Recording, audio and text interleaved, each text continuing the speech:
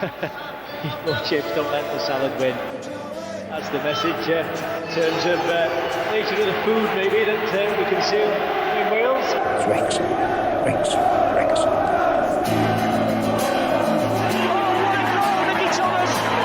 He's done it, the magic little man, Watkin. Oh, he scored! Steve Watkin has got a goal! Ball breaks for Foden, it's in early, as Rush likes it, and he'll chase it, he'll collect it, Ian Rush!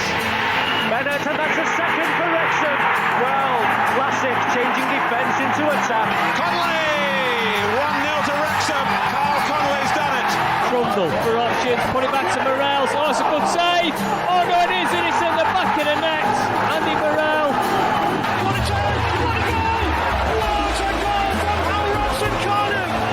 Folks, good wicket kids up. Something special is happening here tonight. Wales are going into the semi-finals of the European Championship. Wanagate, Ferguson has definitely won it for Wrexham now. And here's Mendy! There's that race-class roar again! Saved by Foster! Wales are going to the Euros next summer. Wilkinson's wonderful Welsh women. Wales! Wales have done it! They've reached the World Cup! It's him again! Champions! Wrexham are promoted! They have their storybook ending! The first team in history to eat more chips and not let salad win.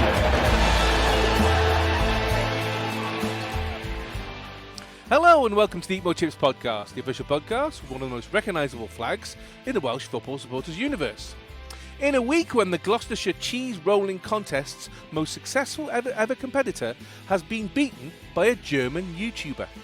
World record holder Chris Anderson, 38, was pipped to the finish line by Tom Kopke, 24, in the death-defying annual race, which sees contestants chase an £8 double Gloucester cheese down the steep Coopers Hill in Brockworth. This year's cheese will taste the sweetest of all cheeses I've won, Mr. Kopke said after the race. Recent hot weather had made the ground much firmer and much more dangerous for the competitors, with temperatures soaring past 30 degrees centigrade in recent days. This year's instalment gripped fans after Mr. Anderson came out of retirement following a direct challenge by Mr. Kopke.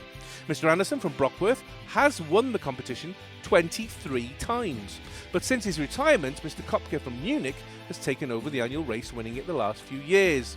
The cheese is chased down 200 yards on a gradient of 1 to 2, which Coopers Hill is, and the unusual event has been celebrated for centuries and is thought to have its roots in the heathen festival celebrating the return of spring.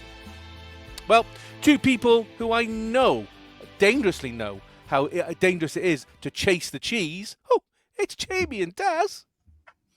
Chase the cheese. Oof, chase the cheese. Isn't that euphemism for dropping a fart, chasing the cheese? Well, it is now. It is now. Yeah. Surely baby bells are much easier to chase. Oh, they are, yeah. Chuck them down the thing, definitely. Is it hot enough? Just a little bit. All I've been doing, because I've been working a lot this week as well, so all I've been doing all week is the typical British thing of, it's too hot. It's too hot. Oh, it's too hot. It's too hot. And then when it's pissing down at the weekend, I'll be moaning, fucking hell, it doesn't rain. As I say, I've been sent by loads of people that Peter Kay one going, no, it's too hot, it's too hot. Of course it's too hot, it's summer! Eat Accelero and shut the fuck up, which always makes me laugh. So, yeah, anyway. We found out this week that West Ham, Middlesbrough and Bolton Wanderers have been confirmed for the last games of the Premier League, and the playoffs were finally completed, and they make up the last of the 26 teams for next year's Championship season. This sets up some cracking ties for 26-27. Millwall versus West Ham, which is historically an absolute barn buster. Portsmouth versus Southampton, Bolton versus Burnley, of course the South Wales derby, Cardiff versus Swansea, and West Brom versus Wolves, plus the Midland derbies, including Birmingham, plus the North Wales derbies, which includes Preston, and of course the Welsh derbies where we take on Cardiff and Swansea. Daz, you first. As somebody who just enjoys football and not necessarily has any purchase in the Championship, quite some tasty teams that are now in there for next season, aren't there? Yeah, but I mean, like you said, I'm particularly interested in the Welsh regional games. And I'm aware that Jamie's probably boiling absolutely at the moment with the word derby. I mean, there's only one derby game there, isn't it? And that's Derby. Yes. So Speaking, yes. yeah. So but yeah, no, I'm really up for the Welsh derbies in that sense, because I do think it's been a while since we've seen you consistently playing against them. I know Swansea and Cardiff played each other for a couple of years. Cardiff inconveniently broke that sort of run for a bit, and now they've decided to join the party as well. So yeah, I'm particularly interested about those. I mean, who's not going to want to see like the Wolves and West Brom? Got mates in both camps there, and they're not fans of each other either. So it's some tasty ties, as you said. And how are your family members after the Hull win? Have they come back down off the ceiling yet? Yeah. So he's I haven't actually spoken to him, which I don't know if it's a good thing or bad thing, but I'm assured he made it back back up north. So they are very happy. So they'll put a little bit of extra spice in the Prem for us as well. So that's good. Yeah, it had to be McBurney, didn't it, Jamie? Who scored? Of all the people, the Chester shithouse that is McBurney, but there you go. Can't get away from that, can you? I mean, Jamie, from our point of view, from a Wrexham point of view, we go to the London Stadium, the old Olympic Stadium, which I'm looking forward to. I know it's going to be a horrendous view. We definitely have to borrow some of those binoculars from Southampton, I would think, to see the pitch. Obviously, Lincoln and Bolton, the tough sheet we've been to before when we were in League One. We get to go to the CCS, which Daz and I go on a regular basis, but some Wrexham fans might not if they don't follow the Cymru games. I mean, what's kind of getting you watering at the mouth of those teams as we look forward to the fixtures coming out? Yeah, I think for us, I think being able to play, Swansea and Cardiff are obviously going to be big games, aren't they? With it being the Welsh connection. I'm glad it was Bolton that came up and not Stockport, because I couldn't be arsed with that. Playing that game again. But they imploded spectacularly. It was brilliant. Yeah. A penalty and the guy sent off. Awesome. Yeah. Amazing. Obviously, like you say, West Ham, whichever of West Ham or Tottenham it was that came down, was going to be a big one. Be interested to see kind of what happens with West Ham over the summer, because I think all is not well off the field. So it'd be an interesting one. But after the season that we've had this year, I'm just excited for another season in the Championship. It's whether it will be as good next year from our point of view, whether we'll be able to get as high up the table, I don't know, but we'll see. Have to start with the belief that we can do. Well, we can talk about that next week, which is great. What's the betting though of Wrexham versus West Ham at West Ham, first game Friday night? First game of the season. What's the probably? Yeah. Well, it was Southampton first game of the season. Southampton away last year, wasn't it? So, yeah, it wouldn't surprise me. I mean, on paper, just purely because they've come down from the Prem, they're going to have to be sort of up there as one of the favourites. But like I say, it'd be interesting to see what happens over the summer, because I think they're going to be potentially in a similar situation to Leicester, where they've got a lot of players on their books on big money. I think there was some sort of financial implications to them for the stadium, to them getting relegated. I'm 100% sure on that, but yeah, it'd be I'd say looking forward to hopefully another good season. It's only been a couple of weeks and it already feels like it's been 6 months summer. I'm just ready for the season. And Phil Parkinson this week has said he will utilise the Carabao Cup first round tie as another friendly when Wrexham return from their pre-season tour to America, according to the Evening Leader. The summer games start in Europe with a celebration of Wisla Krakow, 120th anniversary at the Syrianese Arena in Krakow on Saturday the 11th of July, before facing Manchester United at Helsinki's iconic Olympic Stadium on Saturday the 18th of July. Wrexham will then be returning to the US for the third time, for the first since 2024. They'll play against Liverpool, Leeds United and Sunderland. The last match of the tour against Sunderland in Philadelphia is on Sunday, August the 2nd, while round one of the Carabao Cup will kick off the 26-27 campaign from the from the 7th of August to the 9th. The championship season then begins the following weekend, and with the Reds returning from America a week before the cup tie, Parkinson says he will utilise his squad ahead of the first league fixture on the 14th to the 16th.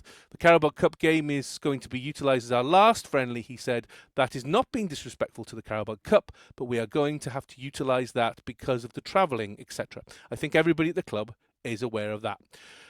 Daz, is this belittling the cup first round of the cup, or are you kind of saying, well, do you know what?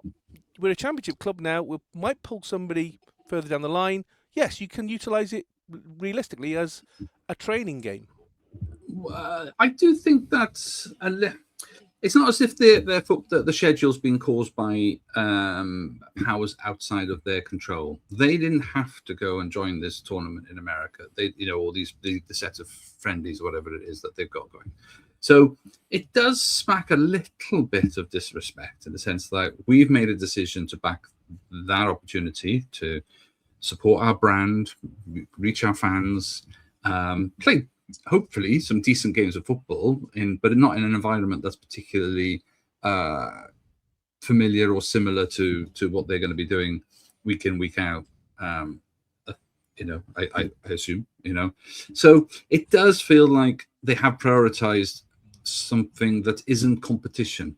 And I think that's where I probably struggle with it a little bit. I get it. And I'm sure with the squad you guys have developed now, you're probably going to get a lower team, a lower ranked team. But they're not a given. They're not a given. We've seen the likes of Crystal Palace, in the FA Cup and things like that. So there's a risk to it because obviously if they don't win, then it will absolutely come down on him as serves you right. But even the second string, if you have one as such, is still going to be a strong side, and that would still be a good competition for anybody to try and beat. But it's bold for him to admit it this early. Bold for him to admit it. I think it's better that he's done it this early. Yeah, no, I understand that. I mean, Jamie, it's not much time, and we've fallen foul of this a couple of times where we've been massively undercooked going to the first start of the season. I mean, this does give us a bit of a soft start before the championship actually begins, and as you just said earlier, we don't know what kind of a season that's going to be with these extra teams who have now come in. Is this a good idea that Phil's basically saying, well, yeah, I'm going to give, it's possible we might put a first team out, isn't it? It was a bit of an odd report. I don't know kind of how it came about in an interview. I don't think he's just come out and said it. He's obviously been asked something. I don't really see how it differs from what we did last season in the Carabao Cup, because if you think back to last season, it was like second string. It was so unless he's saying that he's going to be the opposite, where he's going to be playing like a full strength side for minutes, as and treating it as an extra friendly, then maybe that's what he means. But if what he's saying is because of the travelling time and stuff, it'll be a second string team or whatever, then that's what we did last year anyway. So it was a bit of an odd story for me. I don't know whether it's slow news day or because it's off season or something. I don't know, but I'd be curious to know what he was asked to give that answer, because he must have been asked something very specific. But yeah, from my point of view, if he chooses to put like a second string out, I think, as Dav's just said, we've started to build a very good quality squad now, and presumably we're going to add to that over the summer. So you'd like to think whatever version of the team plays is going to put a good, be a good representation of the club. That's what you want. Obviously, what we don't want to see is what happened against Cardiff last year. Yeah. That was arguably one of our worst performances of the season. But yeah, if he plays a second string team, that's kind of what I would expect anyway, because that's what he did this year or last year. I mean, it's going to be a bit weird anyway, because now it looks like there are going to be 8 or 9 of the top Premier League teams won't go in straight away because they are going to be involved in Europe, which means that the bottom 4 teams of League 2 are going to have a playoff first to see who then gets into the regional rounds, because if you remember, the first 2 rounds are regional, they're north and south. And the problem is, of the 4 teams, 3 of them are in the north. So somebody like Tranmere, for example, could end up in the southern section of the draw if they get through this. So it's going to be messy anyway. But do you think, Jamie, some people might say, well, Parky's not really respecting, it is the League Cup. It's the kind of the second most important trophy competition in English football. Not really right that we are taking it basically like it's a training game.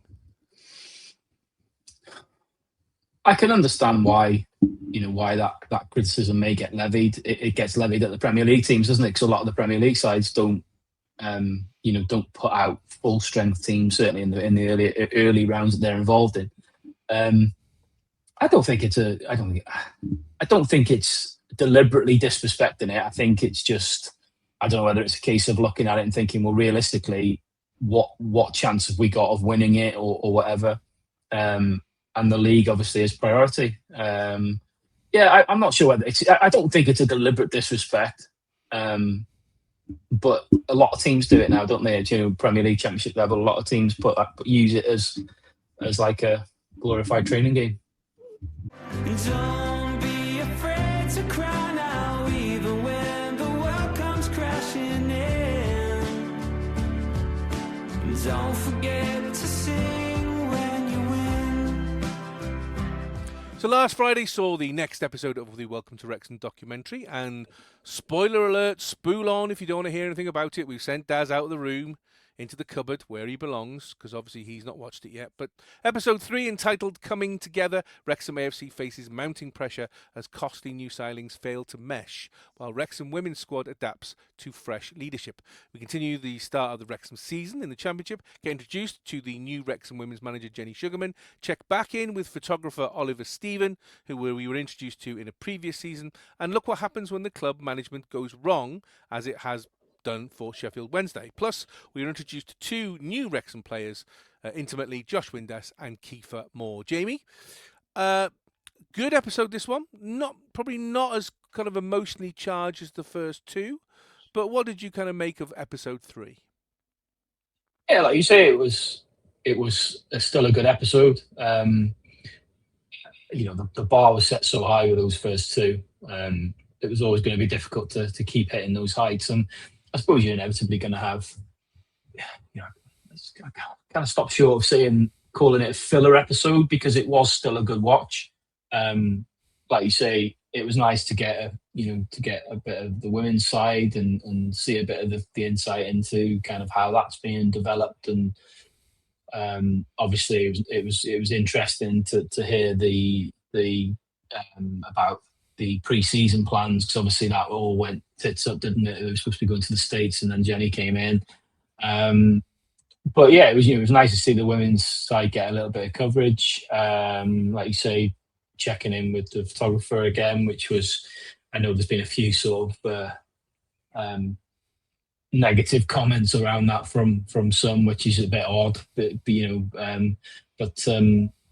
Yeah, it was nice to kind of touch base, and it's nice to see that he's gone from from just taking some good pictures outside the ground to now actually getting to games and going to see support the club, which is great. But yeah, I think the highlight for me was the 2 little kind of player profile pieces with Josh Windass and Kiefer Moore. The Josh Windass one in particular, because I think we've spoken, we and all the other pods and all the other fans have spoken this season about Josh Windass and his lack of celebration, and sometimes the way that comes across on the pitch, it doesn't look like sometimes it doesn't look like he's arsed and stuff like that.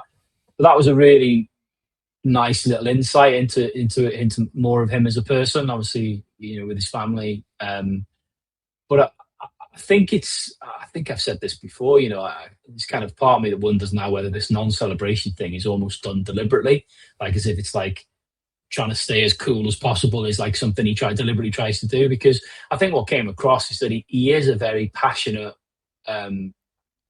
passionate guy, but passionate footballer, loves the sport, loves playing football, loves scoring goals, loves winning.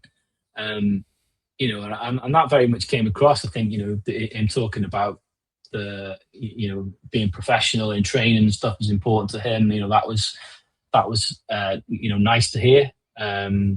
And yeah, it was nice. Like I say, it was nice to see him.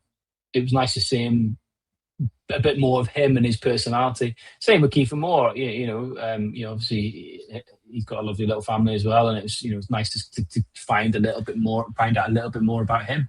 The ubiquitous Chester Zoo visit, as they all seem to take all the families to walk around Chester Zoo.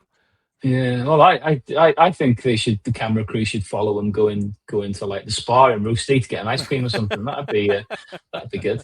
It's like Chester Zoo, isn't it? It's very similar. Yeah, very similar. But no, even though it wasn't it wasn't as the heights of the first two, it was still a good watch, and it was just that constant reminder, isn't it, of kind of how difficult a step up it was for us, to get to make last season into the championship, and I think given how we finished the season, it's all the more reason why we should be so proud of kind of what we achieved throughout the season. But this, it's doing a very good job of kind of telling everybody or reminding everybody about how difficult the championship is.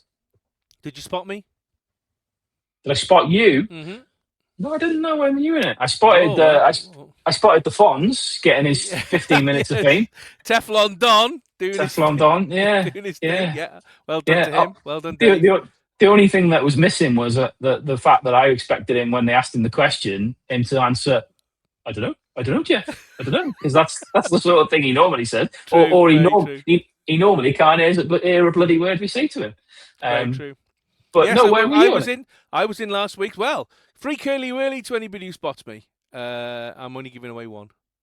So yeah, just be one. But yes, I'm in it.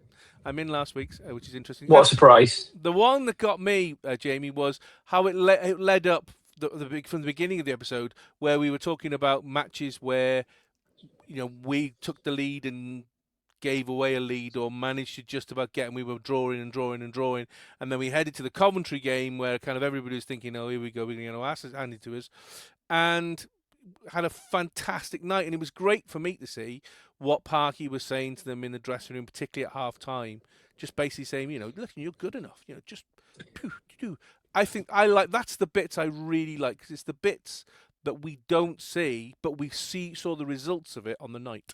Yeah, absolutely. I'm hoping we see a little bit more from inside the changing room as the season goes on. Just purely because the few little snippets we've seen so far, there seems to be there's quite a distinct difference with the way Parky kind of carries himself, and I think maybe that's as a consequence of managing, I don't mean this in a disrespectful way, but managing more elite players. I think maybe doesn't necessarily need to, or possibly it isn't the way to manage players of that kind of stature, shouting and dropping, Parky enthusiasm off the scale at them. I think when you were back in the National League and you were dealing with some of the players at that level and stuff, I think maybe that kind of audience, they'll respond more to that kind of aggressive, shouty approach. Whereas, maybe it's a bit of a subliminal way of kind of highlighting, his man management skills, that he doesn't need to do that to players, because it'll probably be counterproductive to players like this. Players at this level, they're going to have egos and things, aren't they? And I think being screamed at is probably not going to get the response out of them that you would maybe get further down the leagues. So I hope we see a bit more of Parky. But yeah, you're right. It's it's things like that which is from our point of view, living and breathing the football club. I'd love to see a bit more of like the behind the scenes football inside of stuff, the in the changing room stuff, the training ground stuff, more about the players and stuff. But then, when they when they drop the stories on you, like they did in the first episode, it's hard not to get drawn in by that as well. So look, they did a fantastic job, and it was a good episode. It just it was never going to reach the dizzy heights of the first two.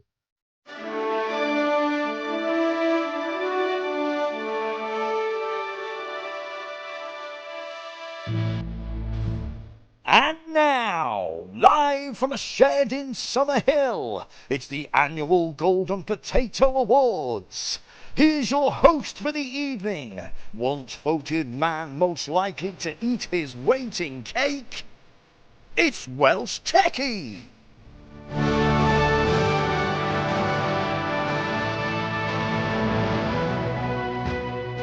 Good evening and welcome to the Roasty Conference Centre and Bingo Hall for the 4th annual Eat More Chips Golden Potato Awards, sponsored by Anusol. If you have to stick something up there, give yourself a good head start. A red letter event in the awards calendar as players fall over themselves to make sure that they are too busy to attend. However, the great and the good do turn out. As I look over right now, I can see ex-President of the United States Barack Obama discussing the finer points of entertainment with controversial comedian Jim Davidson. I'm sure Jim has got a few things to say to Barack Obama. As usual, myself, Jamie and Daz have looked back at the last season to see who deserves a coveted Golden Potato Award, rated by many as one of the top 5,762 awards in the world to receive.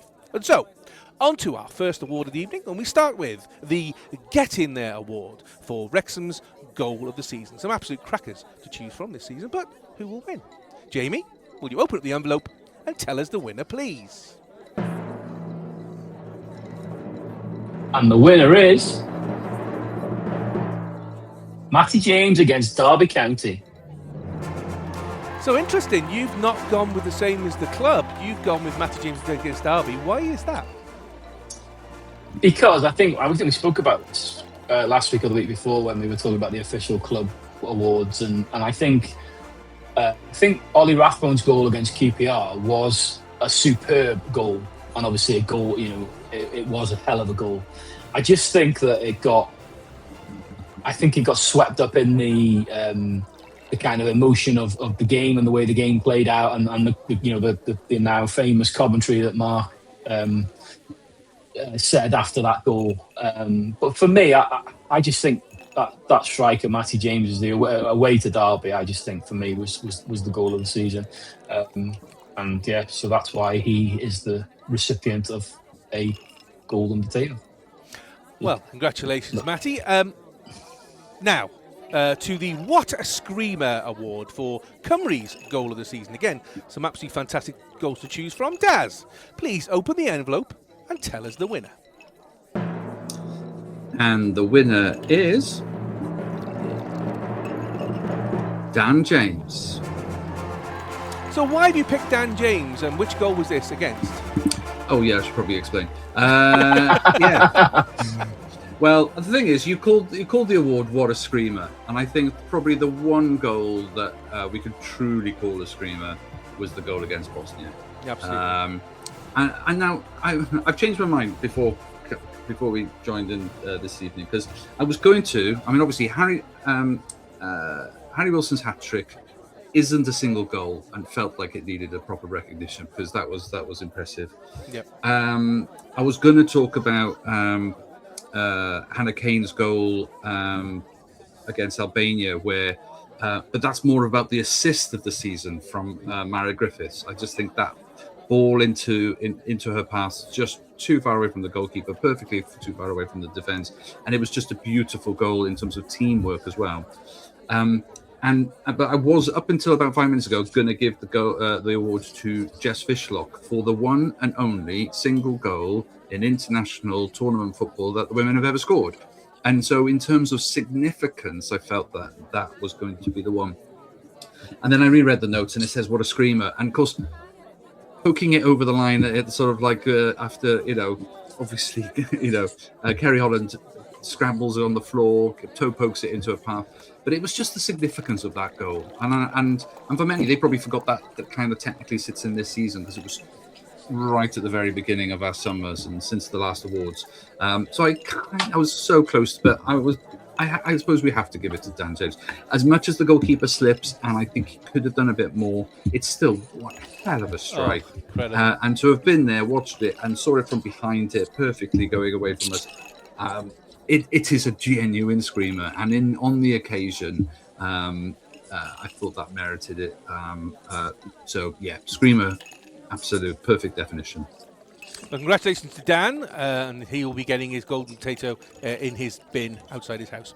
The drink is flowing here tonight as people enjoy the atmosphere amongst the bingo balls. Michael Sheen is serving behind the bar, doing his Brian Clough impersonation, which means very few drinks are actually being served, unfortunately. So on to the next award, the Ooh Award for Wrexham's most surprising moment of the season. Something that totally surprised us. The main surprise was probably Wrexham men not ending the season with a promotion. But Jamie, can you open the envelope and announce the winner, please? And the winner is Wrexham beating Sheffield United on Boxing Day, 5-3. Great day. We were both there. Why have you picked that one as the most surprising moment of the season award? I had to think about this one long and hard, to be honest with you, because from the point of view of the most surprising moment of the season, I was trying to think of a non-game related moment, but I wouldn't say there was necessarily anything surprising. I was going to give the cheesy answer of the whole season was surprising, but when I look back at the fixtures and some of the games, I remember, like you say, with both of that game, I remember that game when, we'd had a bit of a shaky spell going into that game. We were 3-1 down at half time, and I think there was a bit of a feeling of, it's going to be one of them days. But the way came off the back of the Swansea loss as well, didn't it? So yeah, we were absolutely shaky is absolutely the right word. Yeah. And like I said, our first half performance, obviously Patrick Bamford scored that incredible goal down at the where the new cop will be, and to go in 3-1 down, I think it was an unfair result, I think, because I don't think we played that badly, but it just felt like it was going to be one of them days. But the way that the lads came out in the second half, and then just absolutely tore them to shreds in that second half to finish the game 5-3 was just, I think it was a surprise, like I say, because we played so poorly in the previous game against Swansea, and we weren't properly at it in the first half, although had improved. To come back like we did, that it felt like finishing that game, it felt like another one of them moments that we've been lucky enough to experience over the last few seasons. But yeah, that was a pleasantly surprising moment. Next, the WTF Awards for Cymru's most surprising moment of the season. Daz, please open the envelope and announce the winner. And the winner is Bosnia. So, why Bosnia? The whole country in this case, everybody. No, we haven't got enough potatoes to go around. Mind you, they have a lot of potatoes. They have a lot of potatoes. Okay, so the surprising moment is always a really weird category, and I was trying to work out, somebody who scores or somebody that perhaps wouldn't normally score. Maybe it was, I don't know, but to be surprised, I just think going into those playoffs, we were confident. I think we were confident. I wasn't expecting it to be Bosnia, I suppose, in many ways that were our opponent. We were probably, we were all looking forward to maybe, playing against Northern Ireland or Italy, but probably Italy.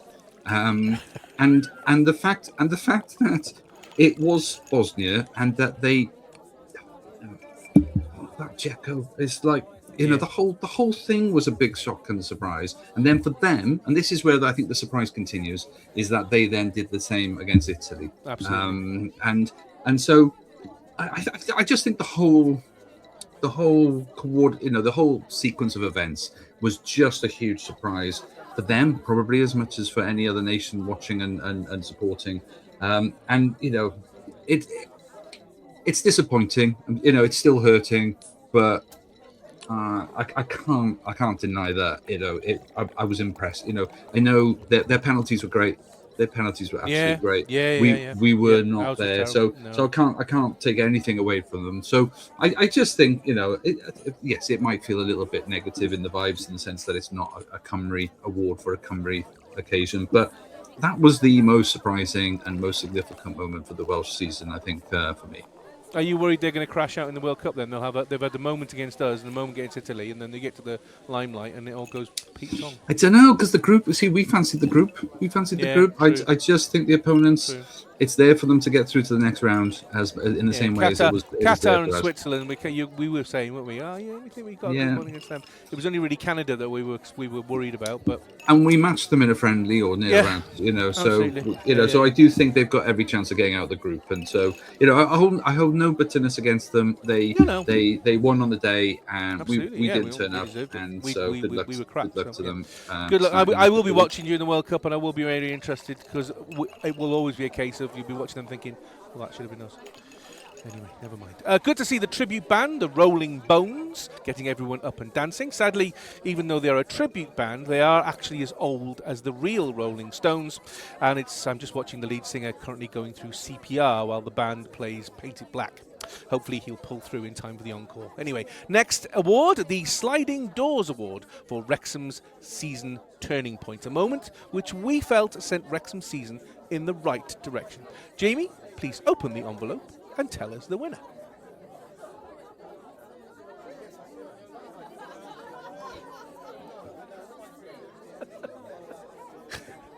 You're muted. You completely spoiled your joke.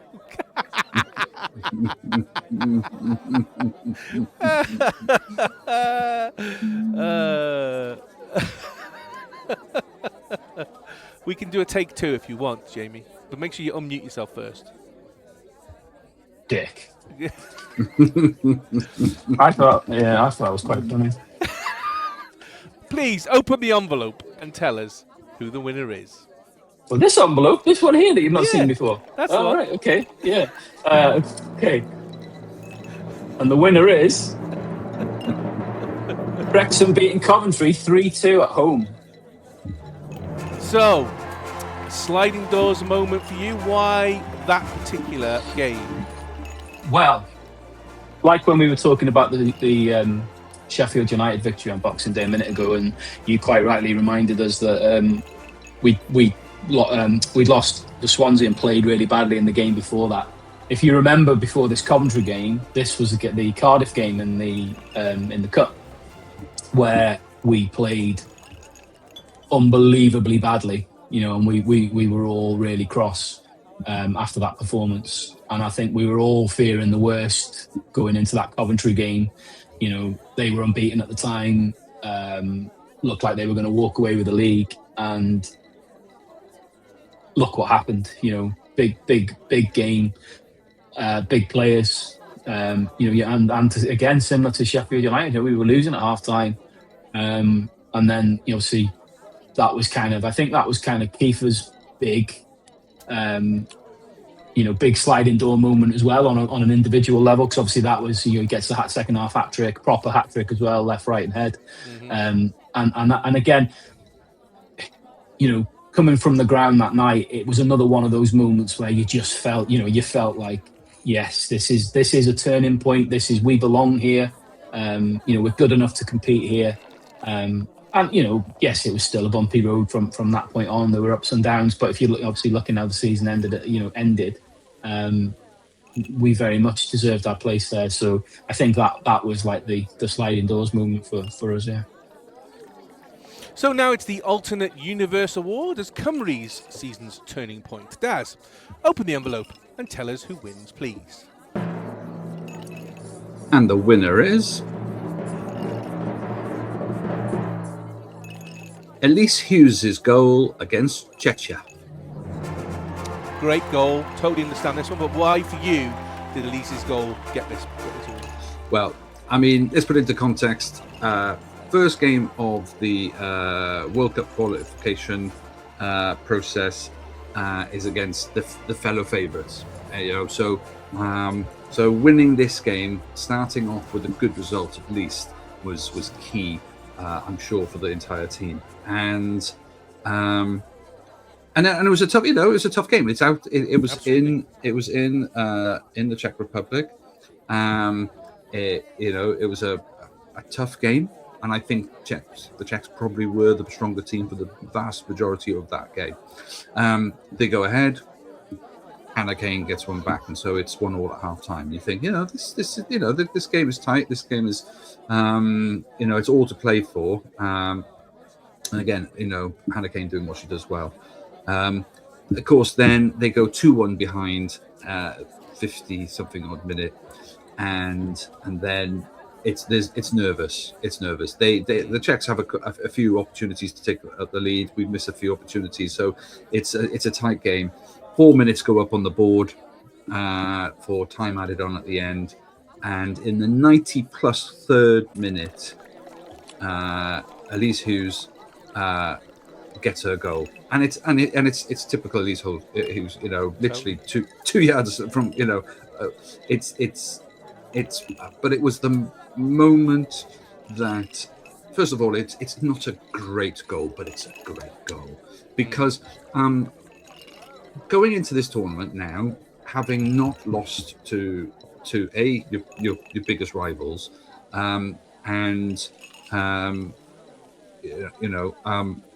unbeaten now because of that draw. Okay, so the Czechs are doing equally as well, and that's not to belittle them. So there's another opportunity to play them coming up. But if we're going to want to try and win this group outright, that's what you've got to do. You've got to beat your fellow seeded, reasonably well matched teams. So they've given themselves every opportunity to go through as winners. And I know there's another layer and all of the other things that come with this tournament, but to go in with the best possible chance and to finish the tournament, the qualifiers with the reverse fixture, of course, is just going to give, I think Wilco and the team every chance of going through as group leaders. But that moment with 45 seconds of actual play sort of afterwards, cutting it fine, but the significance of that goal for me is worth. Well, yeah, it's gold dust, absolute gold dust. And who better? Just such a Elise Hughes kind of goal to get. Totally agree. It completely changed the whole outlook of the qualification campaign because we managed to hold them out there, and now we can bring them back in a few weeks' time, where it's really important. We've spared no expense this year for our attendees, even hiring a sketch artist to draw caricatures as he moves around the room. Sadly, due to a clerical error, the sketch artist normally draws the inside of courtrooms for the news, so everyone looks like they're about to get 20 to life. Anyway, the next award, the Bloody Good Job There award for Wrexham's most valuable player of the season. Not necessarily player of the season, but the most valuable player. Maybe have not consistently been that thing, but the one where you think, yep, they're important on the team sheet. A number of players could legitimately win this award due to their valuable contributions this season. Jamie, please open the envelope and announce the winner. Thanks. Debbie McGee's just passing me the envelope. Thanks, love. Okay. Now that's magic. And the winner is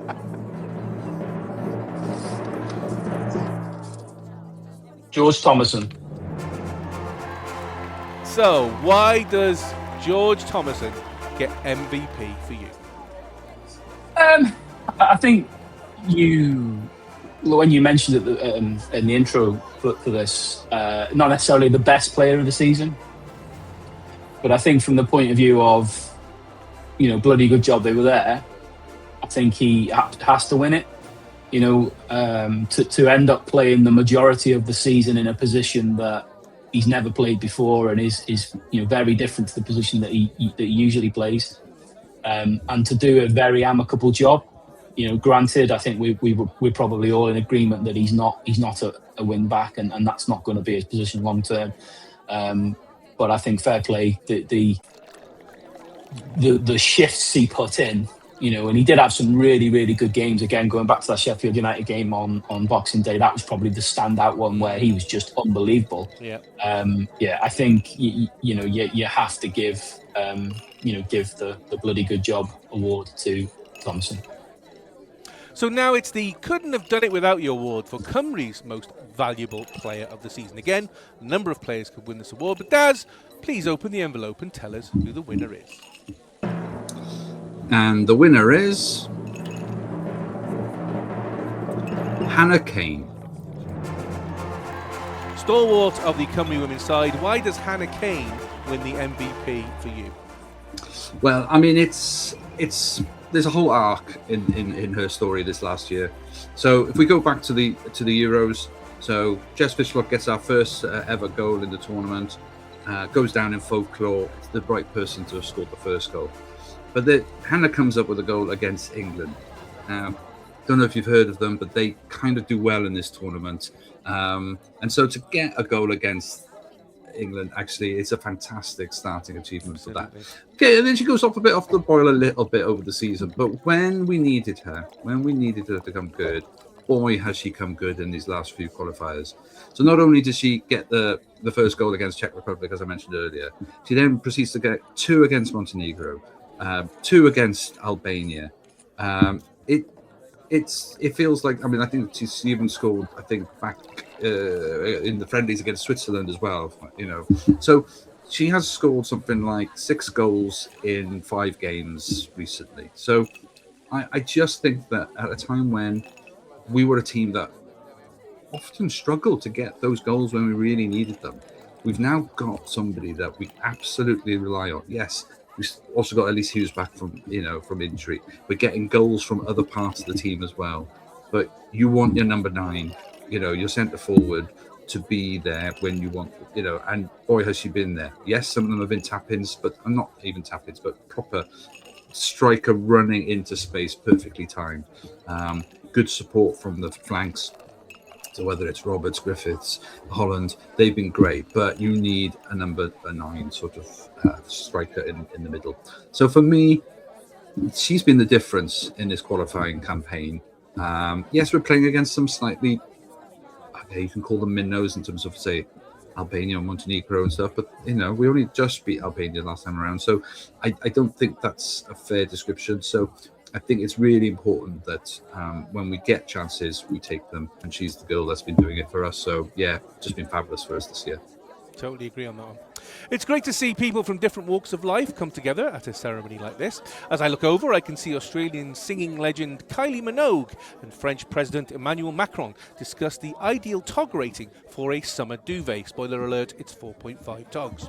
So, to the next award, the Where Have They Been All Season award for Wrexham's Most Improved Player of the Season. Someone who showed a marked improvement in their game to really benefit the side. Jamie, please open the envelope. Okey-doke. And the winner is Callum Doyle. So why does Callum Doyle, who I chucked out the side last week, and boy did I get a lot of shit for that. Yes, you did. Yes, I did. Why is Callum Doyle the most improved player for you? I waxed lyrical about Callum Doyle quite a lot last season. I think, as I explained, I think the only reason why I don't think you could give him or any of the other players player of the season was, any of the other defenders player of the season was just because the amount of goals we conceded. However, when you look back at obviously Callum Doyle's season, he joined late in the window, so wasn't there at the very start. And I think when he first came into the team, obviously came in with this big price tag, Man City player, young lad, but with lots of championship experience from the loans that he's had. I think there was quite a high expectation on him. And when he came in, I think, obviously what we know now was that I don't think he was fit by any stretch of the imagination. He'd had no real pre-season. And he struggled, when he first came into the team, he struggled. And I think, we were kind of all a little bit, what have we bought here? And then obviously he goes and gets that red card against Oxford. But then after that 3-game ban, when he came back into the team, from that point on, he was unbelievable. And he just got better and better and better as the season went on. And I think if we hadn't have conceded so many goals, I think personally he would have got my vote for player of the season. But yeah, I think certainly from an improvement point of view, when you look back at him, his performances in the team, I think he got better and better and better as the season went on. Next, it's the there you are award for Cymru's Most Improved Player of the Season. A large number of players entitled to win this award. So Daz, please open the envelope and tell us who it is. And the winner is J. Reese da Silva. Interesting one, this one, Daz. Why J. Reese da Silva? Yeah, I thought long and hard about this one. I think Sorba Thomas was on my shortlist. I thought he had a particular, again, he was playing well last year, had a bit of a dip, then he's come back into form. I think if we're talking about his performances for Leeds, then Ethan Ampadu has been fantastic. Oh, yeah. I mean, he's finally found a Premier League club that know how to use him, adore him, and the leadership he's shown there Absolutely. has helped them stay in the Prem. But there were moments. Possibly you could say there were good periods of time where he did that for Cymru as well. But I think we've always seen that. So to say that he's improved for Cymru, I'm not sure. I think we can say that he's definitely one of our strongest. And Darlow, the same in goal. Had a really strong part of the season against Leeds. There's an issue there with the goalkeeper that they brought in, and he's technically their first choice. Will he get the game time? All of those things, but he's been fantastic for us. No, I went for Jay because he's had a fantastic season for Coventry. I mean, okay, so they get promoted. He's had 42 appearances out of the 46 league games, so he's been an absolute stalwart for them. Definitely. He's so calm, so just understated, really. I just loved the energy.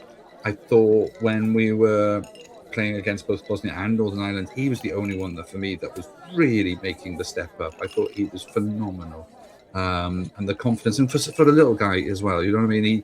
He was out jumping for the corners and clearing the corners and stuff like that. I just think he's a phenomenal player, and I just think he's just gotten better and better every time I've seen him play for Cymru. And Craig's rewarded him with that, and I think that's always been the case. If you play well, you get in the team, and it doesn't matter which team you're what division your team is in. Now, of course, Coventry are now a Prem side, so it'll be interesting to see if he, by his new players, does he think he's got the capacity to step up? I certainly think we've seen it against quality international players that Jay can sort of compete. So I hope he gets his game time in the Prem, and that will only improve him, get him better, and then Cymru as a nation will always improve. Will benefit from that as well. It's just nice that there are more and more. I think historically we've had lots of great strikers and midfielders in the Prem, but it's been the defenders that have often been a division behind. But now with Rodon, with Ampadu, with De Silva, Nico Williams, we've got Prem quality players. Okay, maybe not the depth, but we've got a good starting 11, and I think he's part of that now. With Connor and all of those players who've not really had the chance to play this year, Jay's been there for us. So I think really stepped up. He's taken advantage, isn't he, of the fact that we have had some key players who have been totally. And he's just stepped in there and without missing a beat, which is great. Because as you say, there isn't a huge amount of strength in depth. It's great that you can find these players who maybe you wouldn't think first time, are they somebody who want to play that position? But he absolutely has stepped up to the mark and done brilliantly. So, yeah, totally agree with that one. As we come to the end of the 4th annual Golden Potato Awards, people are naturally starting to wind down for the evening. None more so than Reform leader and Member of Parliament Nigel Farage, as he's going around the tables collecting all the unused napkins to take home with him. And fair dues to him, waste not, want not. Just seems odd that he's only picking the white napkins. Very strange. Anyway, finally, our last awards, the Wrexham Women's Legend Award for Wrexham Women's Player of the Season. Again, a fantastic season for the Wrexham women. So many players who could win this one. Very difficult to choose. Jamie, please open the envelope and tell us who is the Wrexham Women's Player of the Season. Really well. And the winner is Jodie Bartle. Interesting this one, Jamie, because obviously, Katie Barker has had the play, the team of the year and the fans of the year and the club of the year, player of the year, and yet you've chosen Jodie Bartle. Why? Because, and again, when the official awards were out, I think we spoke about it at the time, and I think goal scorers will always get the spotlight. And and rightly so. You know, she's had the awards that matter rather than the shit. So she's had the awards that matter. But when I thought about it and I look back at the season, I just think if you think back that Katie Barker, Maz Mahmood, and Jodie Bartle were like the 3 full-time players that came in, which is a real shift in kind of what the club is trying to do with the women's side of things. And I look back at the season and I just thought, you know, what a captain's performance throughout that season. You know, literally gave everything, every game, led by example on and off the pitch, and culminated in, you know, as winning the title for the first time. And I think to lead the team to do that deserves a mention, I think. So that's why I've gone with Jodie Bartle instead of Katie Barker. Do you know, I want to now get an award made up so I can give it to her, so I can present it and say, we voted for your player of the season from that point of view. And she'll go, what? Because obviously she wouldn't know on earth what we're talking about. Anyway, next it's the Cymru Women's Legend Award for Cymru Women's Player of the Season. Again, some fantastic players who we've already talked about this evening. Daz, please open the envelope and tell us the winner. And the winner is Jess Fishlock. No surprises on this one, to be honest. You know, last season as an international player, soon to be her last season as a professional football player, as she's announced her retirement from domestic football. But why did you pick Jess Fisher?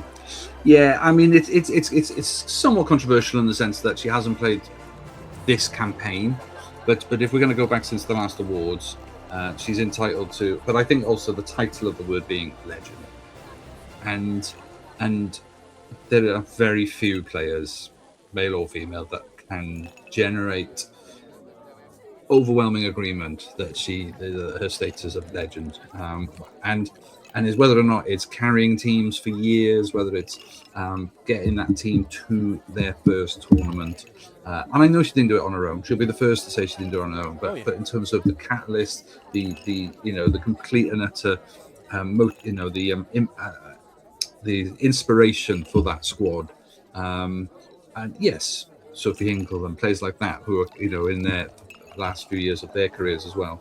But I just felt like, this is it. This is it, the end of an absolute era. And as much as I think there's been some fantastic performances across the Welsh team, and we've talked about, Hannah Kane, but I just think whether it's Rhiannon Roberts, whether it's Griffiths, whether it's Wilco herself as manager and stuff like that. There's been some brilliant performances and team effort in this campaign. Hence why we're currently unbeaten. But I just feel like, as an absolute nod, and this is probably this will be the last time we do this. Jess Fishlock will not win one of these awards again.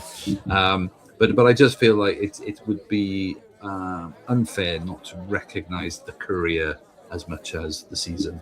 But I still think being the first person to have scored in a major tournament for Cymru is a record that nobody else can take away from her. And she did it. She was in the right place at the right time with all the fatigue and the desperate energy levels that she used, and she tried throughout that tournament as well. It must be so heartbreaking to have finally got to your dream destination and then to be drawn against 3 of the favourites. It just felt like this is so unfair. So to be able to keep the professionalism, keep that motivation going, being that first to score the goal, and carrying the hopes of a nation in that way. Total legend status, and really thank you, Jess. I think it's also because the fact is that she did all that on the field, and then when she announced retirement, she still came back and did stuff in the changing room, and stayed. And that for me, I think, really puts her on that legend status, because not only can she do it with her feet, but she can be the person, to actually be there for the girls and sort of say, right, come on, and be that voice. And that for me is, that's invaluable from a point of view of a player. So yeah, absolutely agree. Moving on, it's the Wrexham Men's Legend Award for Wrexham Men's Player of the Season. Tricky one for me, this one, because nobody's really truly stood out, but there have been a few players who you're kind of thinking, are they going to get it? Jamie, please open the envelope and tell us who it is. Okay. And the winner is Josh Windass. Oh, so you have agreed with the Wrexham club as making Josh Windass the player of the season. Why? I think you have to. I think you have to. I think unlike on the women's side where Katie Barker got all the official awards, and rightly so, there were other players that in the team that you could make a case for. I think on the men's side, I think outside of Josh, his contribution over the course of the season, I think it was hard to make a case for somebody to get a player of the season. I know we talked about Dom Heim, we talked about Callum Doyle, George Dobson, arguably, because obviously he's made a massive step up to the Championship, which is a level he's never played at before. Yep.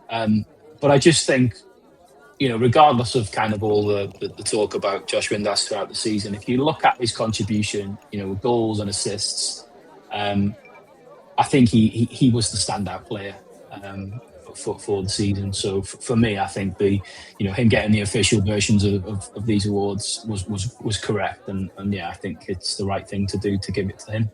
Can't believe Can't believe you didn't mention Connor Cody in that list. What's wrong with I'm sure Josh would love a golden potato and put a smile right on his face. I'm sure he would. I'm sure he would be absolutely delighted looking at it going.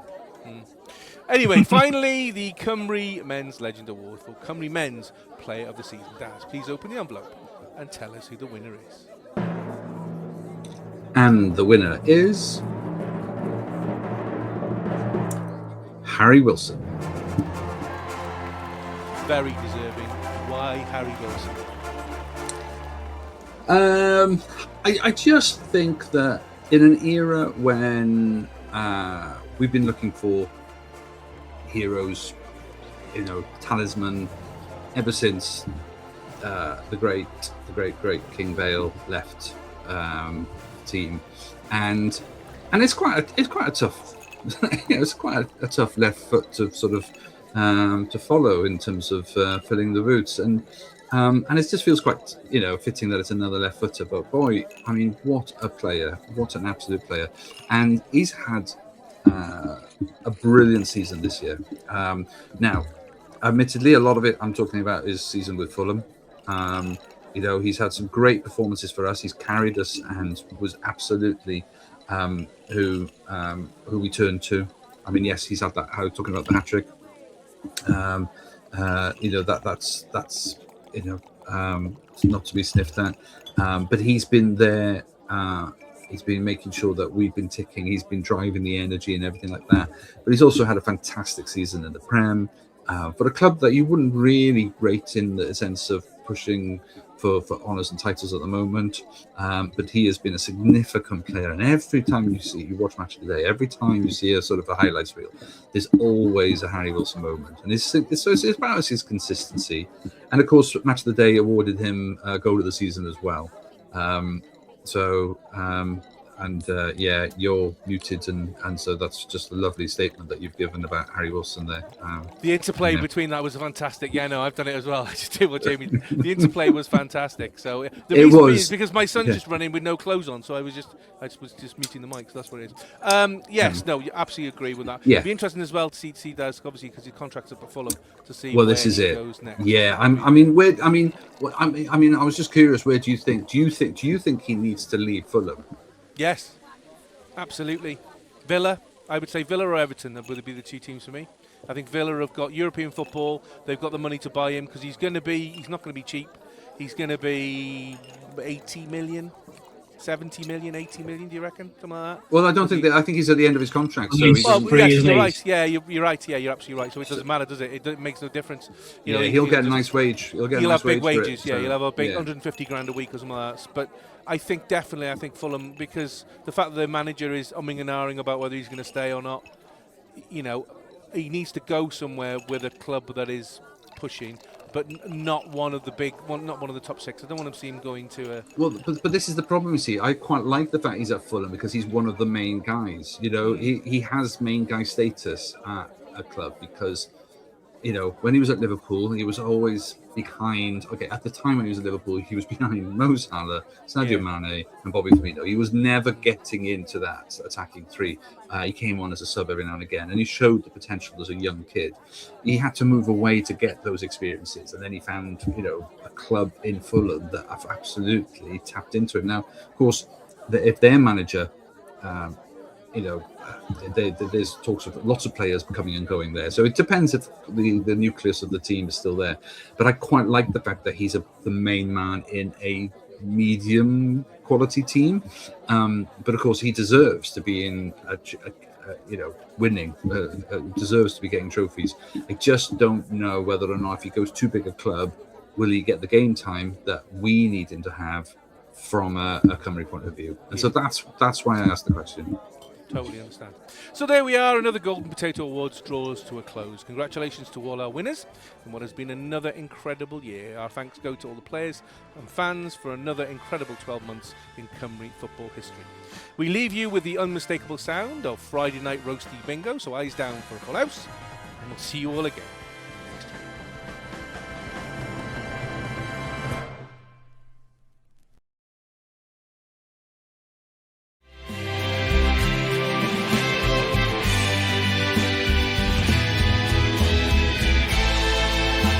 Now, Nemo Chips Podcast, it's time for today's newspaper, tomorrow's chip paper, where we catch up on Cymru and Wrexham football news. First up, Cymru head coach Rhian Wilkinson has signed a 2-year contract extension, which will keep her in the role until 2029. Wilkinson's previous deal was due to expire after the next year's Women's World Cup, but she now will be at the helm for the 2027 Nations League campaign and qualifying for Euro 2029. The 44-year-old, was appointed in 2024, led Cymru to the 2025 European Championship, the first women's major in the nation's history.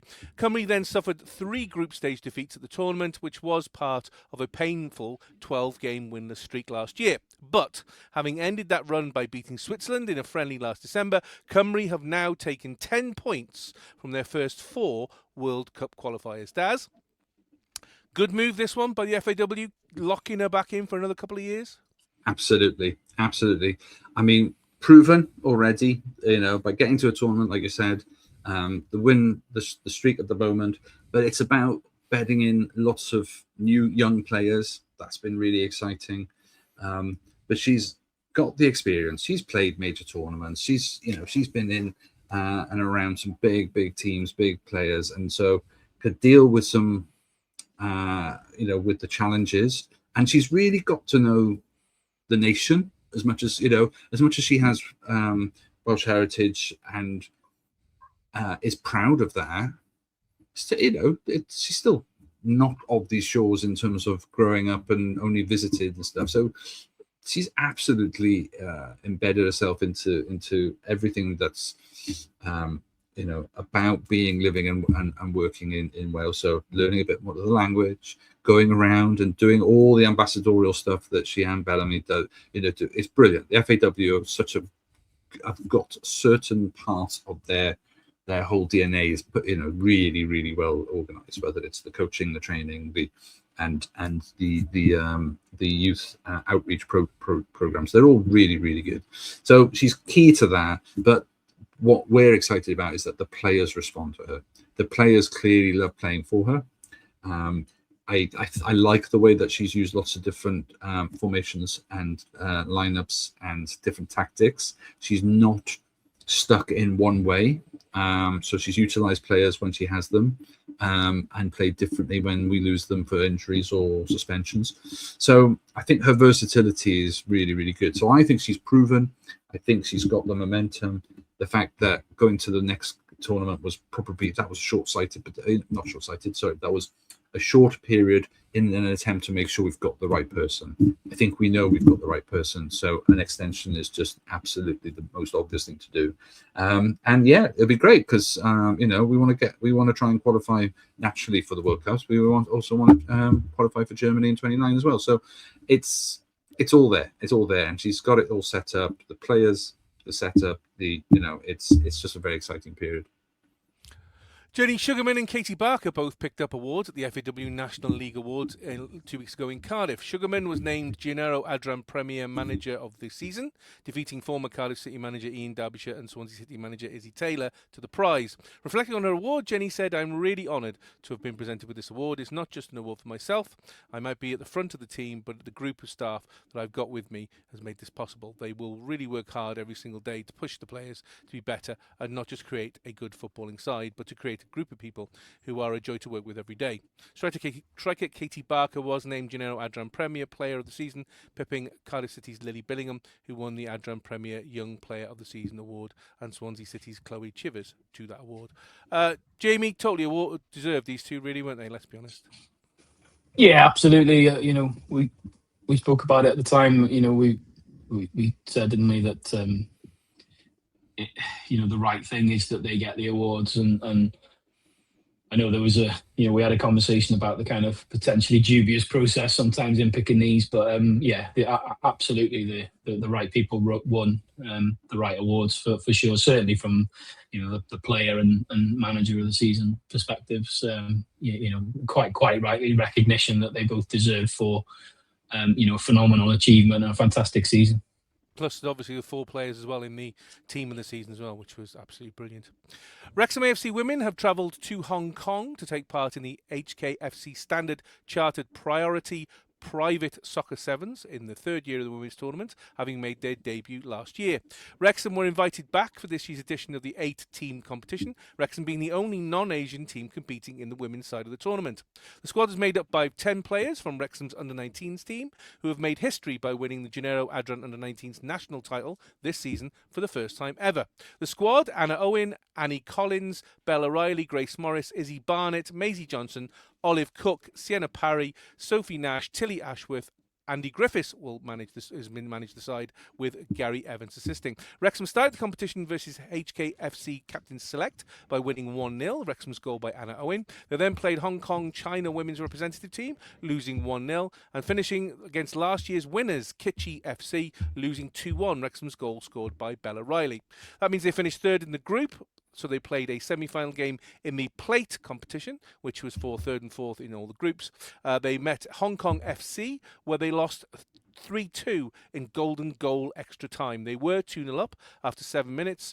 An own goal and a goal from Sienna Parry got us 2-0 in the lead, but very quickly had 2 goals scored against them in normal time. Hong Kong then scored in the 3rd minute of extra time to knock Wrexham out. Daz, brilliant. Even though this competition is a little bit weird, I mean, the conditions look absolutely punishing. Huge humidity. Weird game because it's a 7-a-side on a full-size pitch. You only play 14 minutes, 7 minutes each way. But considering that the under-19s has now been disbanded, great that these players, these under-19s, get this experience to go out in a major competition to play out in the Far East. Yeah, I think it's all about the experience. I think nobody expected necessarily to win or to achieve huge success out there. Like you say, it's a punishing format at the best of times. You put humidity on top of that. I mean, football pitches are big old, they're big spaces, and for the amount of running you got to do, it's just so unforgiving. So 14 minutes, I'm not surprised that they've had to tailor it and all of that. No, it would have been quite the experience. Playing in front of all the fans that come to see them, as particularly, even if they're not the ones featured in the documentary, then the whole club now has this identity, and so to be wearing the badge and representing the club in the way that they do, they've got to appreciate that it was a once in a lifetime opportunity. I hope those players can now then move on and take it into the senior squads and wherever they go, but hopefully into the first team. And it kind of, whether it's a fitting tribute final act for the under-19s, it is still disappointing that that's the conclusion of that age category and everything. So shame that it didn't come away with anything. Whether the plate would have been a nice little sort of consolation, and to have done it nobody likes a golden goal game at the best of times. It was. I'm glad when that got ditched, because it's horrific. It's a terrible way to lose a game Great, I'm sure, if you win, but a terrible way to lose the game because Wrexham were on top at that point and they just had won. Because the other thing as well is it was getting close to the point where they had a rule where you would play with 7 players aside for so many minutes, and then they would drop it down to 4 aside, and then 3 aside, and then 2 aside. So that was coming, and you could kind of sense it. And it was just a breakaway, and they scored, and then that's it. So that's it. You stop. It's such a terrible, terrible way to win a game. It really is. It really is. Speaking of strange ways to win a game, the annual TST soccer tournament kicks off in North Carolina this week, and Wrexham have sent a mixed men's and women's group to take part. A number of recognisable names are playing for Wrexham this year. Ex-players Rosie Hughes, Mark Howard, and Stephen Fletcher, the bearded Viking Jesus, are all putting the shirt back on. Add to that English, US, Canadian and others from around the world are representing the club. Wrexham are in Group A with Solo FC Mixed, Sneaky FC and Detroit City FC. First game is on 29th, Friday the 29th versus Sneaky FC. Kick-off 10:15 a.m. local time. Then Solo FC Mixed at 5:45 p.m. local time on the same day, finishing with Detroit City FC on Saturday the 30th of May at 1:30 p.m. local time. Depending on how they do, they then hopefully move into the knockout stage. Jamie, we've talked about this in the past. Wrexham, rather than entering a men's and a women's side, as they did last year, they've now just entered a mixed side in the mixed competition. Again, just a bit of fun, really. I mean, Phil Jagielka's playing for us. I've never, ever seen Phil Jagielka in a Wrexham shirt. So this is the chance. Any fans of Phil Jagielka? Were there any? We just don't know. But obviously, it will be great to see Chomp in there. It would be great to see Rosie in there. It would be great to see Steve Fletcher in there. That is what I'd be looking forward to more than anything. That's exactly it. I think it's. I mean, no disrespect to Mark Howard and to Rosie, but for me, it's only really Fletch that is the kind of appeal. I'd like. I've lost a little bit of interest in the TST, to be honest with you. I think that first season that we were there, when you had Grundle, Morel, proper ex-Wrexham legends, I'd like to see a bit more of that. I think, I looked at the list of the names of the people that are in the team, and I'm like, have you literally, they've literally just gone down to the local McDonald's and got some people from behind the counter. Not trying to be disrespectful to players who have... There are players in there who have won the Women's World Cup, mate. So I think that's a little bit unfair. No. I mean from the point of view that I have no idea who these people are. I'm sure they've got, the required credentials, but yeah, I don't know. It's obviously it's a marketing exercise, isn't it? It's get the Wrexham name across in North America, where obviously the club has become a huge brand. I just, for me personally, I just think it would be nice to see the team with a few more genuine Wrexham sort of legends or ex-Wrexham players, more familiar names to everyone. But look, I'd say for anyone that's going or likes the TST, happy days, enjoy it. I'm not overly bothered about it this time. I'll be honest.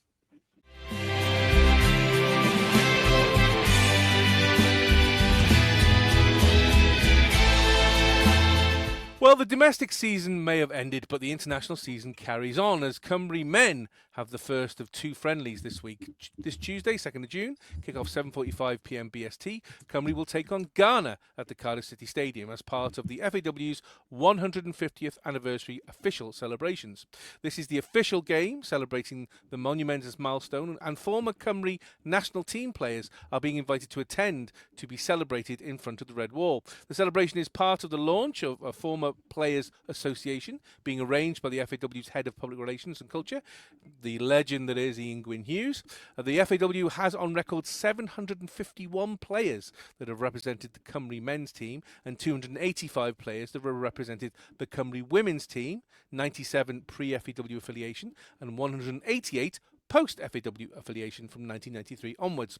Cymru will also be wearing the anniversary jersey in the game, celebrating 150 years since the formation of the FAW on the February the 2nd, 1876. The Adidas jersey pays homage to the iconic kits that have defined Welsh football across generations. Featuring a classic red and white design, the shirt reflects the timeless colours synonymous with Cymru, honouring the past while standing proudly to the future. For the game itself, Captain Ben Davies has returned from a serious ankle injury to be included in Cymru's squad, while Connor Roberts could make his first competitive appearance for a year.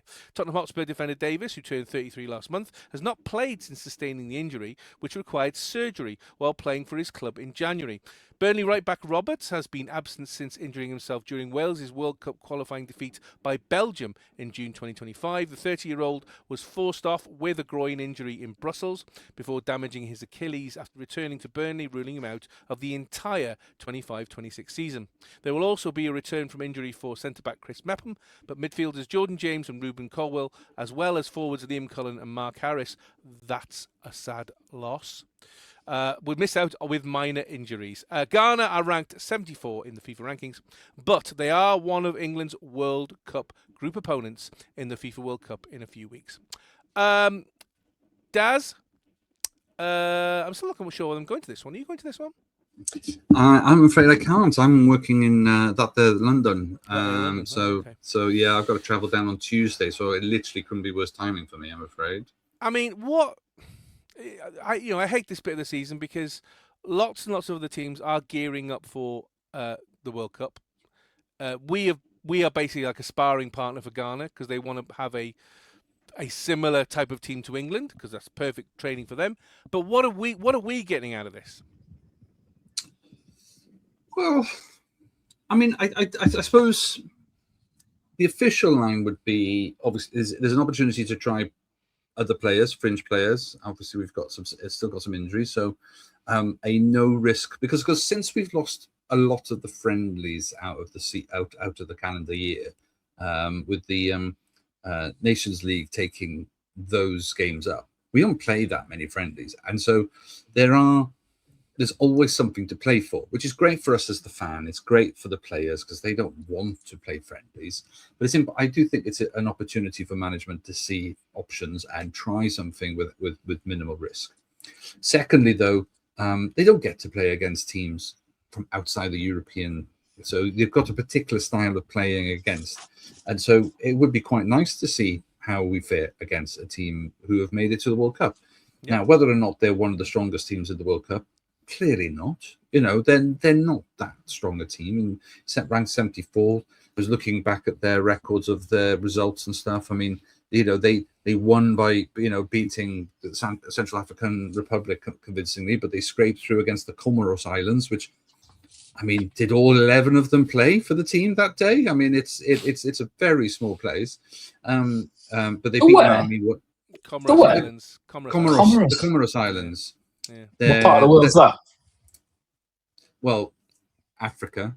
So they're I believe they're just to the north of Madagascar. I think they're to the east coast, slightly up from Madagascar. Comoros, it's the islands by there. Does that help? No, really. Comoros? I've never heard of it. Hang on, I'll Google it. I'm interested now. Okay. I got a funny feeling that are the Maldives not too far away from it? I can't remember. But anyway, think that way. My geography is not too bad, but I think it's down that way somewhere. But yeah, they beat Mali. They drew against Chad. So they've played some games. They've won just about, but the results of what mattered that they've qualified. And so for them, it's fantastic for them. And if you think of names who play for the team, obviously. Your man from City, Antoine Semenyo, is the most famous, I guess. Although Jordan Ayew is a name that we all know from his time. He played for Swansea at one point, didn't he? I think so. Yeah, So there's a handful of names and familiar faces that we've seen play in the Prem, and who might play in the Serie A or La Liga and stuff like that. So.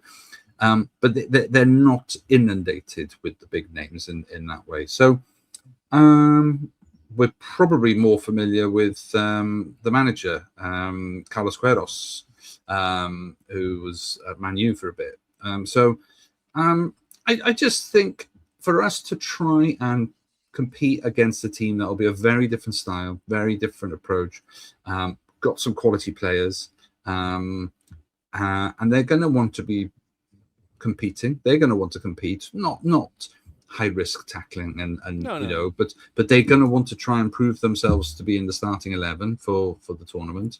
They're going to want to, you know, impress. So they'll turn up.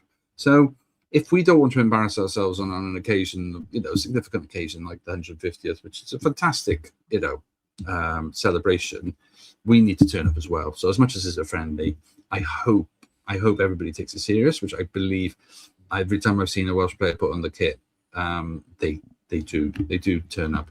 So it'll be interesting to see what Bella's does in terms of choices, whether they say he sticks to the tactics that we're familiar with but changes personnel, or maybe just, you know, tries a few different things out once you can, you know, and make the most of the opportunity, and whilst your hand is forced a little bit with a couple of injuries, although I say those injuries we've been dealing with for a while, they're not new injuries. So and equally they're players that are, you know, Ben Davies is getting closer to the end of his career. He's the pretty much last stalwart of the Euros in France. So yeah, you know, it's a shame I can't go. I would have liked to have seen this one up close and seen and I'm imagining the fans as well, the Ghanaian fans.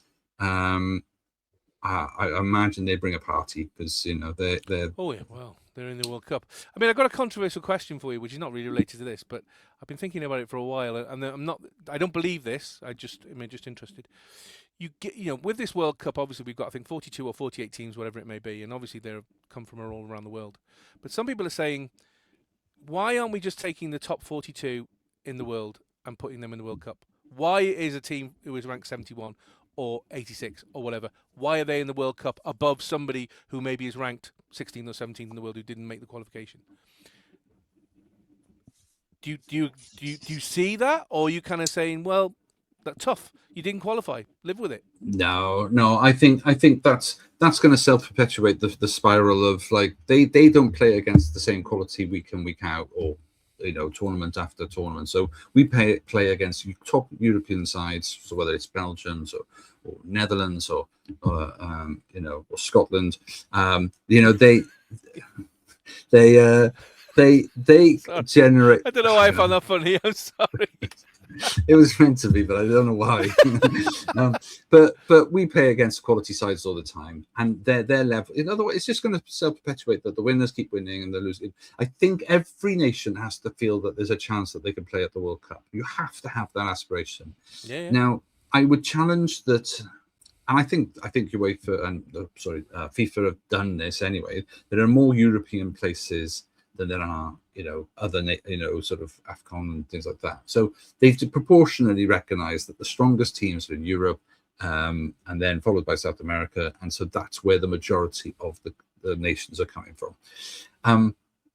Now, of course, this is the first time where they've really opened it up a little bit more by going, yeah, now for every one of those other conferences, there will be more teams represented, and so it is a more of a global game. So that when you've got your viewing figures, I know it's all about saying there are now potentially more African viewers, more South American viewers, more North American viewers, all with a vested interest in the competition. So that's going to help the numbers on the TV figures. That's going to help with the travel and stuff like that. I get all of that. I don't think for one second they're being generous here.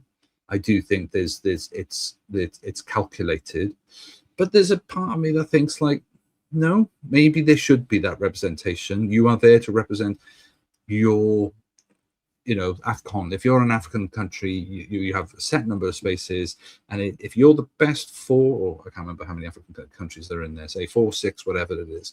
If you're the best 6 African countries, then it doesn't matter if there are European teams better than you. You've earned your place there. And it's called the World Cup, isn't it? It's called the World exactly. Cup. It's not called it's like the Champions League. If not everybody's a champion, and I appreciate that some leagues have 3, 4, 5 teams in the competition, 9, and that means that they are the strongest countries. But everybody gets at least one chance in that tournament because they represent their country as being the best of whatever. And I just think at certain stages you have to have them on that top table. You have to have them on the platform to show they have a chance. And yes, if they get knocked out, they get knocked out. But it has to represent something more than just simply the best. I say that, but of course, obviously, if there were more European places, we'd have probably gone through. But, you know. Yeah, we didn't, so it's all irrelevant, isn't it? Really, it was just an interesting question because I heard Yeah. somebody else say it, and I just thought that's really short-sighted. You know, at the end Well, of the day, but what's going to happen is people will start playing their friendlies against teams that are weaker than them, or try and calculate a way of contriving the world ranking points, system. A bit like, I mean, I'm going to say it. Speedo did that.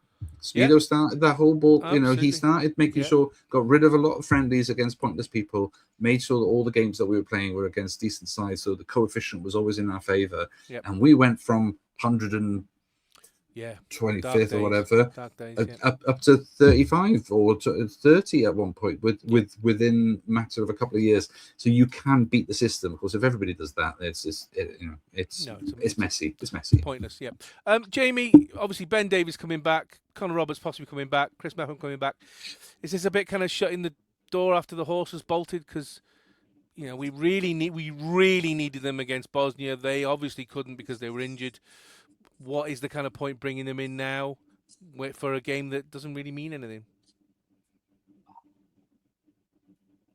Well, there isn't a lot of point, is there? I mean, it's an odd time to have a game. I think all this talk about players playing too many games and stuff like that. From Wales' point of view, obviously they haven't qualified for the World Cup, which, looking at the prices of some of the tickets and stuff, I bet you're glad they haven't qualified. Jesus Christ! Yes, some of the stuff I've been reading is just frightening. Yeah. But yeah, I just think I suppose it's difficult, isn't it? Because you've got in our case on Tuesday, you've got Ghana who are obviously playing in this tournament, and I'm sure the teams that have qualified for the World Cup will have friendlies organised before the World Cup and stuff like that. It almost feels a little bit like, unless you're involved in one of those tournaments at this stage of the season, realistically, from Bellamy's point of view, Wales' point of view, what's he going to learn at this point? I can't imagine the players are going to be hugely up for it. They all want to go on holiday, don't they? They will have had long seasons. There's nothing riding on the game. I think, like Daz just said, I think it'd be on paper, it's an interesting one to watch. Because it's two very different cultural styles. Absolutely. And I think you might get a decent crowd there, just purely on the basis of obviously the fact that there's not a lot of football on at the minute, so it's a chance to get a fix. I just wonder how competitive it's going to be, how much of a like I say, realistically, what's Bellamy going to learn from this game? But yeah, I don't know. We'll have to wait and see, won't we? I mean, Daz, this is the official 150th anniversary game against Ghana. Surely it should be against England or Scotland. Scotland. One of the home nations. Yeah, it should be Scotland. You're all right. It should be Scotland. Scotland were our first, and so it should be the 150th that way. You're absolutely right. I get it, but they're not. The Scots or the English are not interested in playing us because they're probably more interested in playing an African nation because they want to be able to prepare themselves against being ready for Ghana or an Eastern European country, so they're ready to play Croatia or who's the other one they've got? Panama? Is it Haiti? No, was it somebody? I don't know. I can't remember. It's somebody from the central, isn't it? Right. So I think it's one of those. So yeah. So whether or not they would want to, so they're not going to want to play us either. If we've qualified, we'd be wanting to play. We would want somebody to play us. I think we have to be. I think we have to be slightly giving and generous in that, the sense that we're that we would have wanted the game. So they need the game. I do get that feeling we're like the last one in the dance, sitting in the chair, waiting for somebody to come and ask us to dance. I definitely get that feeling that, and you think with something like Cymru, and all right, yeah, we didn't qualify, but we're a good side. I'd have thought there would have been sides who, are higher up the ladder, who would want to players to sharpen themselves up for a World Cup. I personally am a little bit disappointed in Ghana. Romania a little bit better, but again, that's not kind of Again, but I just don't think they'd be. I don't think the Europeans would come for us. No, I get it. I understand that bit, but I just think from my point of view, it would be not. It would be nicer if we were. I just feel, as Jamie said and you've said, teams don't want to play us. Scotland doesn't want to play us because, we're not enough, and that no, but we're good. A little bit. No, I think we might. For some of them, I think we might be too good. I do think that they don't need. I don't think they know that they would be up against. They don't want to go into a tournament, having been beaten by us, because we'd be right up for a game against Scotland, of course. And I think that's the last thing in their preparation. And don't forget, it's more than a friendly for them. It's actually genuine preparation. The last thing they want to do is head off to a major tournament where they're thumping, because we could do that. On our day, we can beat any of those teams. Well, so now, of course, Ghana risk that by doing the same thing. But I get your point. I just think for 150th anniversary game. Yeah, I get. I think the 150th coincidentally lines up with this window of the friendly, and the friendlies are dictated by who got to the World Cup.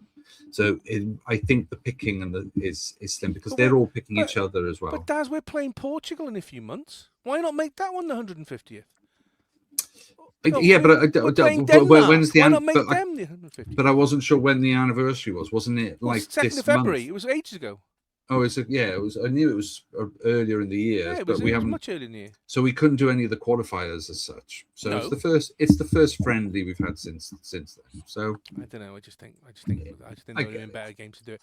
Nothing against Ghana. I'm sure they're amazing. Well, it sounds like it. Well, they're 74th in the world, mate. So for any Ghana fans that might be watching, they have switched off. Anyway, we love the Gambia. So yeah. So there you go. Luckily, the chip shop is closed for this season, thanks to somebody winning it. So these don't matter. But predictions, Daz, for Cymru versus Ghana. I think we will beat them 2-0 on the basis that Mexico beat them 2-0, Germany beat them 2-1. So yeah, let's go 2-0. Jamie? Now you're the champ. I'm expecting nothing but a glowing prediction here. Oh, I wouldn't know I'm the champ. I can't see a trophy here. Oh, where's my trophy, mofos? It's here. I've got it here. It's there. Oh, you've got it there. Yeah, I've got it. You're just pretending. I found it in Daz's bin. Oh, I'm going to put out the footage soon. You're just holding on to it, so you know what it feels like. Shut up. Yeah, so prediction for this game, I'm going to go for 11-3 to Cymru. Because I don't give a shit. Because I've already won the trophy. Exactly. No, the closest gets a 5 points head start in the next season. Yeah, exactly. Yeah, no. Then don't give him them ideas. I don't think Cymru are going to be at the races. I really don't. I think Bosnia really hurt them. The Irish game, the Northern Ireland game, was a terrible game of football, and I just wouldn't have bothered playing it. I know we had to, and we had no choice. That was a terrible game of football. I think there's going to be a hangover. Yes, they're going to want to, make a point. I think the Romania game the week after is where they'll make a point. I don't think they will on this one. I think it's because I think it'll be a draw. I think 1-1 draw, I reckon. So yeah, there you go. But obviously we'll talk about this game in next week's pod.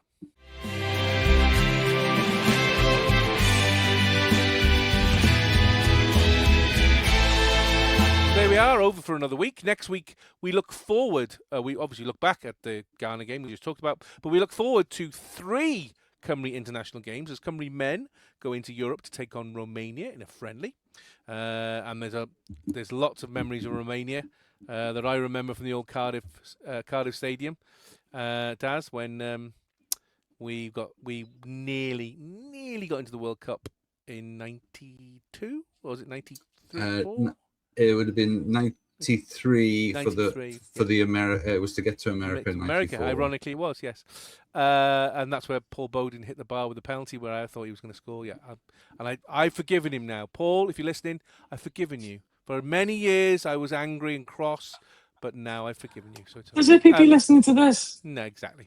And Cymru women have 2 vital games as they play away at Montenegro, and then they welcome Czechia at home for the final games of World Cup qualifying to obviously get to the top of the league to qualify. Plus, we look back next week at the season that was Wrexham and Cymru for 25-26, where we discuss high points, low points, and where we think initially Wrexham and Cymru are going to go. Please let us know by the usual channels on social media and by email all your questions and comments, as we welcome them both. Of course, these 2 gentlemen next to me, cheese or no cheese, have been stalwartly giving away awards and insulting me like crazy. So thank you, Jamie. My pleasure. It's always a pleasure to insult you, bro. Yeah, thanks. And thank you, Daz. It's my pleasure to watch you insult each other. And until next week, come on, Cymru, and come on the town.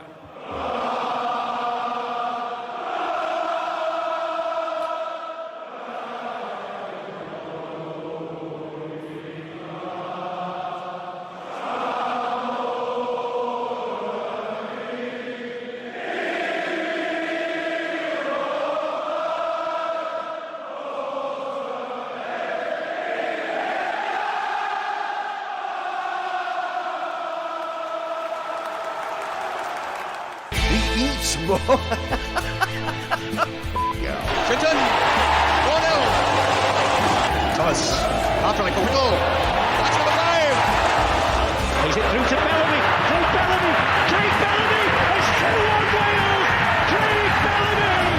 Tony Hughes for Wrexham into the lead. And that's it! Wrexham are champions! Wrexham are champions! Wrexham are the FA Trophy winners 2013! Alex Cross, great ball! Equaliser! Elliot Lee! Back to back to back promotions. Oh, can you believe it? The Eat More Chips Podcast!